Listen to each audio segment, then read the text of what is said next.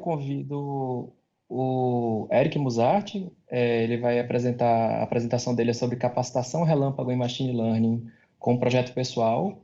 O Eric, no meu xará, ele é graduado em computação, especializado em análise de dados e deep learning, auditor e cientista de dados no Tribunal de Contas da União, lotado no Centro de Pesquisa e Inovação, onde atua no programa de capacitação dos auditores em análise de dados. Eric, por favor, suba ao palco aí, virtual. Obrigado, Xará. Então, vimos uma série de ótimos resultados até agora no seminário. Eu gostaria que vocês pensassem assim, rapidamente, Pronto, viu, Grace? 20 minutos. refrescando aqui a sua lembrança, quais 2 ou 3 apresentações você achou mais impactantes? Eu vou dar aqui as minhas com base no que eu vi no momento que eu estava ainda ajustando minhas apresentações, né? Então, vimos identificação de mineração irregular em imagem de satélite. Vamos ver ainda apresentar aprendizado ativo para classificação de texto. Vimos coisas como detecção de anomalias contra fraude e corrupção. Teve a apresentação agora do Gilberto Titrix, teve essa apresentação do Hospital das Clínicas sobre detecção de Covid em imagens radiológicas. Ou seja, são resultados fantásticos, que em geral são complexos, que utilizam técnicas avançadas, dados gigantescos, difícil acesso, difícil uso desses dados, gerando resultados às vezes contraintuitivos com potencial disruptivo. E aí fica a pergunta para vocês. É fantástico, vocês gostariam de ser capazes de fazer isso. Mas então, o quão difícil é fazer isso? Qual seria também o perfil desses cientistas de dados que estão fazendo isso? Se você olha alguns daqueles que eu citei, os trabalhos, em geral você tem campeão internacional no Kaggle, doutores e pós-doutores, alta formação em matemática, computação e gênios autodidatas. Isso dá essa sensação de uma forte barreira de entrada, né? Mas apesar disso tudo, estamos atraídos pela IA. Ela continua fascinando, continua gerando o desejo de ser capaz de produzir resultados similares. Eu acho que todos que viram as palestras até agora, mesmo naquelas que parecem inatingíveis, fica esse sonho de ser capaz de replicar esse tipo de análise, ou pelo menos de adaptá-la para os seus próprios desafios, ou os desafios da sua instituição. E aí eu quero mostrar que, na verdade, esses projetos que nós selecionamos para o seminário, eles não são representativos do tipo de projeto que está rolando agora. A gente seleciona um pouco como se fossem os campeões olímpicos. São os melhores projetos, são projetos de destaque, são projetos que fogem do comum. Mas há inúmeros projetos mais comuns, mais simples, que utilizam dados mais corriqueiros da administração, com resultados menos surpreendentes, porém também úteis, acessíveis, e com o perfil do cientista de dados associado a isso, muito mais viável e acessível para uma proporção maior de servidores da administração. Então aí vem o desafio. Seria possível trazer machine learning para o servidor público médio? Ou pelo menos o servidor público com uma boa bagagem de computação? Então, o ideal, assim, eu imagino que todo mundo, pelo menos na perspectiva do gestor, seria dispor de uma equipe dessa. Centenas de Gilberto Titrix associados a centenas de Andrew Ng. Só relembrando, né, o da esquerda na foto é o Gilberto, que fez a nossa apresentação hoje de manhã, o Keynote, e o da direita é o Andrew Ng, que é o professor de Machine Learning mais conhecido do planeta. Ele tem um curso que foi acessado, acho que centenas de milhares de vezes, concluído por centenas de milhares de pessoas no planeta. Só que, obviamente, por mais que o material, ou os resultados, ou as análises que essas pessoas geraram sejam facilmente acessíveis, você não consegue alocá-los para o seu trabalho, para o seu desafio. Você não consegue usá-los como consultores de uma forma fácil. Logo, a solução me parece ser capacitação. Eu vejo como sendo o grande gargalo para a generalização dos benefícios esperados por ciência de dados, especialmente na administração pública.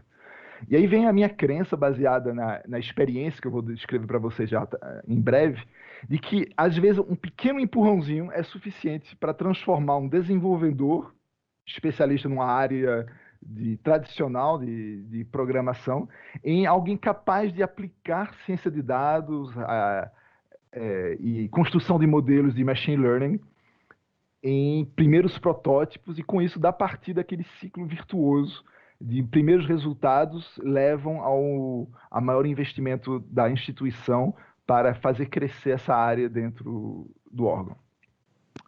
E aqui tem essa foto que eu quero mostrar para vocês, foram aulas que ocorreram aos sábados pela manhã, organizados por voluntários. 3/4 dos alunos são servidores públicos, e eles iam sábado pela manhã, sem nenhuma credencial associada, simplesmente aprender Machine Learning com cursos já existentes da FastAI ou outros,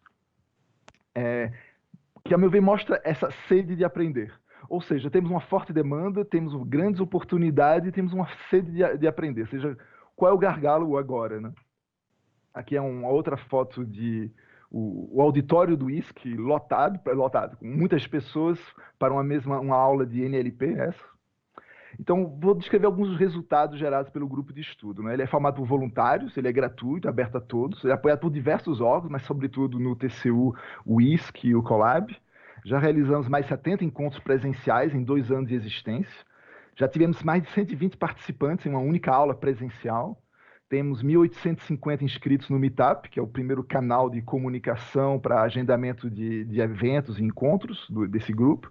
E 1.220 participantes no grupo do Telegram, em que temos toda essa rede de especialistas que entreajudam-se, ajudam a resolver dúvidas, acesso a dados, interpretação de resultados.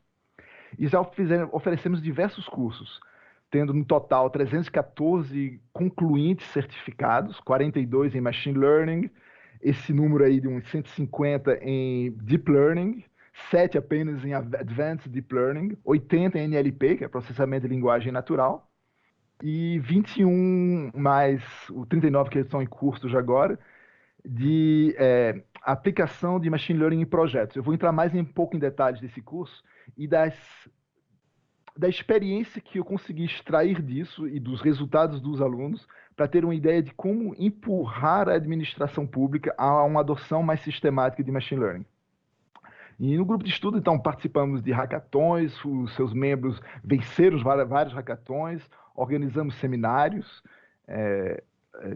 participantes venceram International Fellowships, temos muitos projetos associados ao grupo, mas o grande diferencial do grupo está no networking, que obviamente relaciona todas essas pessoas, evitando que todo mundo tenha que todas as vezes reinventar a roda do zero, né? Então, falando nesse curso específico do ML em projetos, são mais ou menos 60 horas de aula em uma extensão limitada de cerca de um mês, um pouco mais de um mês. É um curso extremamente prático, voltado para programadores, focado em produzir resultados aplicados rápidos. Já realizamos 2 turmas junto à ENAP e ao TCU. Tivemos uma demanda forte para essas 2 turmas, com mais de 10 candidatos por vaga, o que levou essas instituições, então, a instituírem processo seletivo, e conseguimos fazer com que o processo seletivo não fosse assim pelas características da pessoa, mas pelas características do projeto que ela submete. Então, há uma análise da viabilidade desse projeto, em termos de simplicidade, né? Tem que ser algo tão simples que consiga ser feito em mais ou menos um mês de aula, e com dados que já estejam disponíveis. Em geral, os projetos, quando não dão certo, é que a pessoa achava que o dado estava disponível e não estava realmente disponível, e aí você tem que modificar o seu projeto durante o curso da aula. Mas também verificamos, né, o alinhamento das técnicas necessárias para que o projeto seja bem realizado com o conteúdo que será trazido no curso. Mas também tem uma avaliação de negócio, de relevância para a administração pública, em termos de quais são os impactos que espera-se que o projeto desenvolvido pelo aluno possa gerar, a generalidade do problema-solução, de tal forma que ele possa ser reaproveitado, os resultados gerados, a análise e o modelo treinado possam ser reaproveitados por outras instituições. A lógica do curso é toda orientada em aprendizado baseado em projeto. Ou seja, você vem com um desafio e a gente fornece as técnicas, as ferramentas, a consultoria e o apoio para você ser capaz de resolver seu desafio. A vantagem disso traz um engajamento muito maior. Os alunos conseguem frequentemente usar seu tempo de trabalho associado à realização do projeto como uma forma de estender o tempo fora da sala de aula de aprendizado da técnica. E aí ele combina um resultado que pode ser útil para a instituição com o tempo total que ele dedicou para aprender a técnica e resolver o problema. A sequência de aula segue mais ou menos o perfil e a sequência esperada, né, para poder atacar esse problema.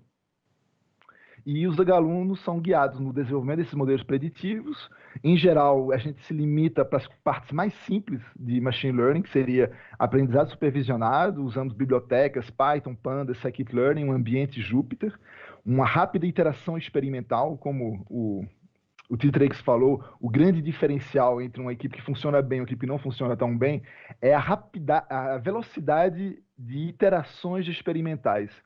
Se você é capaz de fazer 10 experimentos, seu concorrente só consegue tempo de fazer 2 experimentos, sabe que em geral você vai ganhar. É bastante simples, essa capacidade de experimentação rápida e prototipação e variações de elementos do seu modelo é uma das formas mais simples de conseguir bons resultados. A abordagem é de não ensinar machine learning, mas como utilizar machine learning para resolver problemas. Então, vejo a metáfora como uma calculadora científica. Você não realmente entende a eletrônica de como a calculadora científica gera o resultado. Você sabe que existe uma tecla, você sabe que essa tecla está associada a uma operação conceitual, por exemplo, raiz quadrada, você sabe mais ou menos o que é π, a razão entre a circunferência de um círculo e o seu diâmetro, e você consegue, então, combinar essas duas coisas e fazer a raiz quadrada de π. Eu imagino que muitos poucos aqui entre nós seriam capazes de manualmente realizar esse cálculo, ou até explicar em detalhe como realizá-lo. Mas uma vez que você tem o resultado calculado para você pela máquina, você se foca, então, na interpretação desse resultado. Ou seja, você vê as circunstâncias de uso da capacidade de cálculo da máquina, a máquina faz o cálculo para você e você faz a interpretação do resultado. Acreditamos que essa mesma abordagem pode ser usada para machine learning com muitos bons resultados. Então, do ponto de vista de conteúdos, tem pouquíssima amplitude, mas maior profundidade. Ou seja, a gente vai te apresentar apenas poucos algoritmos, tipo KNN, regressão linear, árvore de decisão e random forest, mas você vai utilizar esses poucos algoritmos múltiplas vezes em diversas circunstâncias, em diversos datasets, entendendo os pontos em que isso mais frequentemente dá problemas e que frequentemente você vai ter que explicar o resultado disso para as pessoas da área de negócio. Então, como eu falei, usamos, sobretudo, bibliotecas já prontas, não há escrita de código de zero. Foco, aqui não vou entrar muito em detalhes, enfim, acho que o pessoal daqui entenderia, mas se vocês olharem os termos técnicos que estão citados aqui, não há nada que seja profundamente desafiador. Só é basicamente um curso de introdução ao machine learning. Mas quais são os desafios recorrentes dos nossos alunos? E que, ao meu ver, é um reflexo geral das dificuldades de adoção de machine learning de forma geral. O principal é a ideia da indisponibilidade dos dados adequados. Frequentemente, eles conseguem ter acesso a um dado bruto, não transformado. Os dados que a administração em geral colecionam não têm anotações, ou seja, não tem um registro claro do tipo de resultado que você deseja depois de uma análise desses dados. Ou que você não tem essa sequência histórica para poder automaticamente treinar o seu modelo, trazendo as anotações, trazendo os dados de entrada e construir o modelo. Por causa disso, frequentemente os alunos têm que modificar o seu projeto durante a execução da turma. A minha crença assim, pessoal é que aos primeiros alunos depararem-se com essa falta de anotações, aumenta o estímulo no órgão para a coleção dessas anotações para uso futuro de machine learning. Isso é o que eu falo para os gestores. Se você quer utilizar hoje machine learning, você tem que começar a colecionar essas anotações já desde já, para que depois de alguns meses de acúmulo dessas anotações, você seja capaz de criar o seu modelo. Voltando, por exemplo, das anotações das imagens pulmonares radioscópicas, o melhor modelo de IA não teria feito nada se não tivesse tido um monte de médicos anotando as imagens com aquela caneta eletrônica, dizendo então quais são as zonas que estão com comprometimento devido ao Covid. São essas anotações que são um verdadeiro gargalo para o uso de machine learning no mundo real. Então, depois teve vários outros problemas, como a extração dos dados brutos. Frequentemente, os alunos têm que extrair dados de PDF. Não faz mais sentido hoje, a meu ver, a administração considerar que a forma normal dela publicar seus resultados seja por meio de PDF. Faça o PDF também, se você quer realmente ter uma formatação bonitinha, mas forneça um canal de acesso direto aos dados, seja por API, seja por JSON, XML, enfim, utilize uma estrutura mais útil de publicar os seus dados para facilitar que sua própria instituição e outros consigam utilizar os seus dados para construir modelos. Também teve vários problemas de desafio de integração de sistemas. Frequentemente, o dado que você quer, na verdade, está fracionado em 50 sistemas diferentes. Você tem que ir atrás de cada um deles, extrair uma pequena parte, fazer essa junção. O ideal é que cada instituição tivesse seu data lake, que integrasse todos esses dados e fornecesse um ponto de consulta único que permitisse fazer esses cruzamentos de uma forma muito mais fácil. Cheguei até a ver o caso de servidores que faziam web scraping da página do seu próprio órgão, porque já achavam mais fácil do que conseguir autorização para obter os dados pela via hierárquica. Tudo isso são, então, grandes barreiras para o uso de machine learning, mas a gente percebe que com a ideia de prototipação rápida, você consegue rapidamente identificar o que é viável, o que não é, e reorientar o seu projeto, não necessariamente para aquilo que gera mais valor, porque frequentemente aquilo que gera mais valor depende de dados indisponíveis, mas pelo menos para aquilo que esteja mais facilmente disponível, que logo vai gerar resultados mais rápidos, e logo convencer o gestor que faz sentido ele priorizar a abertura de dados e a melhora da qualidade dos seus dados. Os resultados dos projetos são realizados mais ou menos em um mês, são, em geral, protótipos funcionais e modelos preditivos. Os alunos são incentivados a publicarem os dados brutos, os dados tratados, o código de pré-processamento, a análise, o código de treinamento, o modelo preditivo final treinado, e tudo isso em plataformas de desenvolvimento colaborativo, seja no GitHub ou no Kaggle.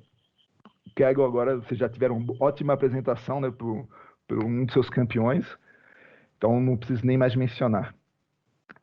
A publicação desses ambientes torna o reuso de toda a sua análise muito mais fácil, o que então torna muito mais dinâmica o reaproveitamento, e as próximas pessoas que forem trabalhar com problemas similares não precisam mais partir do zero, eles já vão começar usando os resultados que você já publicou.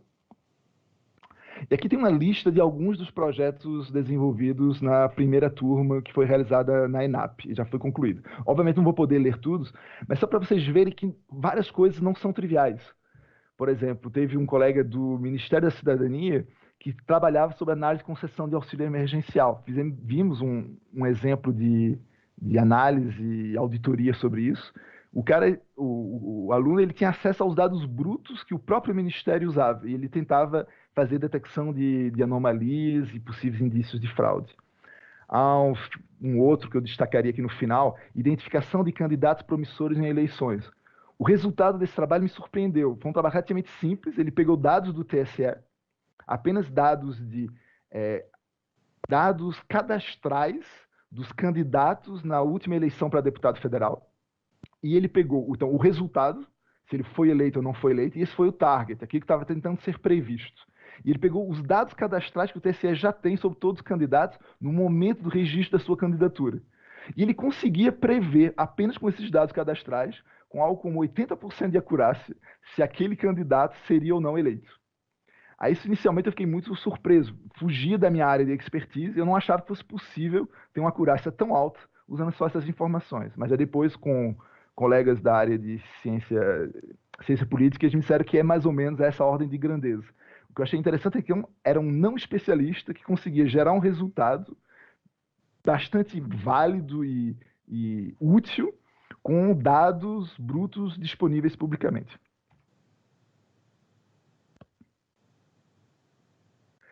Vários então, desses projetos estão publicados no Kaggle, eu vou deixar os links na minha apresentação para o final, e vou me concentrar agora apenas nas conclusões. O que é que eu consegui extrair desses diversos cursos, dessa interação com servidores tentando aprender a usar machine learning para realizar seus desafios, seus órgãos? O principal é que eu vi que é extremamente útil formar essas pessoas, no mínimo, nessa capacidade de identificar oportunidades de aplicação de machine learning no mundo real. O que nós temos hoje é uma desconexão entre pessoas da área de negócios que têm desafios e não fazem a menor ideia do potencial da tecnologia, e pessoas da tecnologia que sabem que a tecnologia tem uma capacidade de aplicação gigantesca, mas conhecem pouco dos desafios priorizados pelo negócio. Eu acredito que essas pessoas que fazem a ponte e são capazes de ver numa determinada tecnologia uma possível solução para um problema de negócio, são hoje o principal gargalo da aplicação de machine learning na administração. Então, acho que ao formar essas pessoas, ainda que de forma mais superficial e rápida, para serem capazes de identificar essa oportunidade, elas vão ser capazes, pelo menos, de especificar, de sugerir o desenvolvimento ou a contratação, ou avaliar uma proposta de projeto ou os resultados de um projeto trazidos por alguma outra equipe. Passar por esse processo também desenvolve nos alunos a sensibilidade quanto aos pré-requisitos de dados para viabilizar um projeto. Assim, enquanto área de negócio, frequentemente você é obrigado a preencher formulários, a publicar os seus dados, mas você não vê tanto o resultado, a aplicação e o benefício que você tira do fato de você estar fornecendo dados. Com o machine learning, você, a meu ver, fecha o ciclo, em que você fornece dados, usa os dados fornecidos em agregados pelo resto da instituição ou outras instituições, e você colhe o benefício de ter um modelo previsional que te dá, então, previsões baratas e ajuda no processo de tomada de decisão. Então, isso entra, então, nesse ciclo virtuoso, em que a melhora na captura e estruturação de dados para uso de machine learning leva a melhores resultados de negócio, que, então, começa a priorizar a melhora no próprio processo de captura de dados. O machine learning tem que ser... Interromper, 20 minutos, tá? Só para te está acabando. Então, a curva de aprendizado é extremamente íngreme. Não vou dar uma falsa sensação de que é possível aprender machine learning de forma muito rápida. É possível fazer os primeiros passos de machine learning de forma muito rápida, mas tem muito conhecimento e é uma expertise artesanal que você vai adquirir depois de um monte de interações. E, finalmente, aqui na parte final, eu daria ênfase nessa primeira conclusão, esse primeiro elemento, que é a importância da interpretação crítica. Hoje, o não especialista considera machine learning como uma caixa preta. Você vai ter uma previsão e você não sabe o quanto de confiança dar para essa previsão. A vantagem com essa primeira incursão em machine learning é que ele te ensina como fazer o teste, como verificar suas hipóteses, como submeter um modelo treinado a um processo sistemático de avaliação crítica. E aí, com isso, você consegue saber o quão confiável é um modelo ou não e comunicar isso para as áreas de negócio. E aqui eu terminaria com essa frase final de um astrobiólogo e físico americano, que a inteligência biológica é apenas um fenômeno transitório, uma fase efêmera na evolução da inteligência no universo. E aí convidar vocês a entrar para valer nessa área de machine learning. Obrigado, Eric. Eric, fazer uma pergunta para você aqui. Eu conheço o trabalho lá que você tem lá do projeto de Machine Learning, tudo, conheço como funciona, acho legal a iniciativa. Eu queria saber se apontou alguns desafios que você está enfrentando na capacitação do dia a dia, né? No fato de a gente não ter o Andrew Ng nem o Gilberto Iterix aqui com a gente dificulta bastante, né? Fica aí o convite, se estiverem vendo aí, participar no dia a dia, nós ficaremos. Eu acho que ninguém vai reclamar, tá? E aí eu queria saber, com relação a isso, nós não temos as pessoas, o público, ele é bem heterogêneo. Além das dificuldades que você falou, eu queria saber mais do aspecto da heterogeneidade, da maturidade de cada órgão que essas pessoas vêm, muitas vezes. O que você considerou mais difícil nesse ponto para tentar colocar isso numa turma? Porque se a gente pegar, por exemplo, uma faculdade, todo mundo ali tem um conhecimento básico que entrou. Agora, no curso que você está atuando, as pessoas elas vêm com nível avançado ou básico, ou às vezes não é nem da área de TI. Isso não existe nenhuma restrição até onde eu sei. Qual é a maior dificuldade nesse sentido? E como é que você está lidando com ela? Então, esse problema que você falou realmente é bastante intenso. Tem realmente pessoas que, às vezes, têm pouquíssima experiência em programação. E essas pessoas que, a meu ver, não deveriam estar fazendo esse curso, deveriam estar ministrando, mas ainda assim querem ter uma visão mais ampla, ou ver uma abordagem diferente, ou ver algum elemento de didática. Mas o importante é dialogar com o pessoal mais avançado e dizer para eles, olha, vocês vão servir, na verdade, de tutores para os demais. E não se deixar carregar por eles em detalhes teóricos mais avançados, mas, na verdade, é tentar fazer com que eles ajudem o pessoal que está iniciando a indicar, sei lá, recursos, tirar dúvidas, revisar o código deles. Nesse caso, funciona bem, tem uma turma heterogênea. E no grupo de estudo, como temos turmas gigantescas e não selecionadas, né, as pessoas se auto-selecionam para participar, Isso tem funcionado muito bem. Você tem pessoas assim excelentes, pessoas quase do nível lá do Gilberto, temos inclusive no TCU um campeão, né, do Kaggle, Uhum. que É. ajudam bastante a tirar dúvidas e ajudar os novatos a traçarem os primeiros passos. E é legal mostrar que até mesmo um campeão tem grandes dificuldades. Isso talvez é algo que eu queria deixar claro na minha apresentação.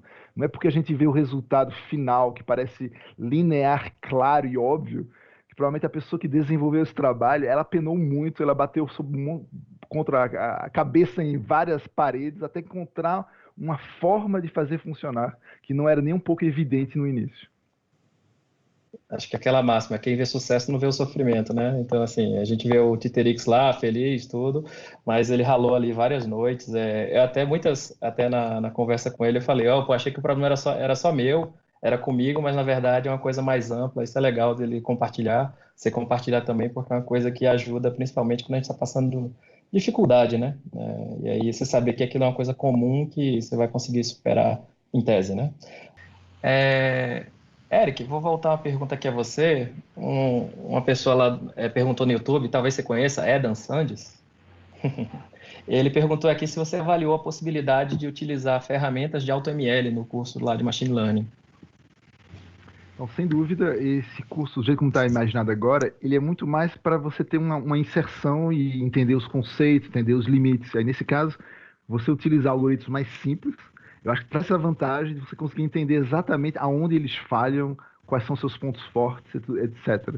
Já no AutoML, eu acho que ele é mais útil para alguém que já tenha uma maturidade maior, que logo não vai apenas confiar na ferramenta e de forma cega, ou então, no outro inverso, alguém que não queira realmente entender a técnica e queira apenas usar um preditor de uma forma caixa preta mesmo. Mas, O público que nós tentamos visar é um que é um intermediário, é o que está tentando entender o mínimo da teoria para conseguir gerar resultados interessantes. Mas, sem dúvida, qualquer extensão desse curso, para além da introdução, teria, meu ver, que trazer alguns elementos de AutoML. Na verdade, a gente já traz um pequeno elemento de AutoML, que é a ideia do pipeline, em que você põe os hiperparâmetros do seu modelo dentro de um pipeline e você faz um grid search. Você faz uma automatização do processo de pesquisa do melhor modelo e dos melhores hiperparâmetros. Mas tudo dentro de um quadro em que você tem um total controle do que está sendo gerado.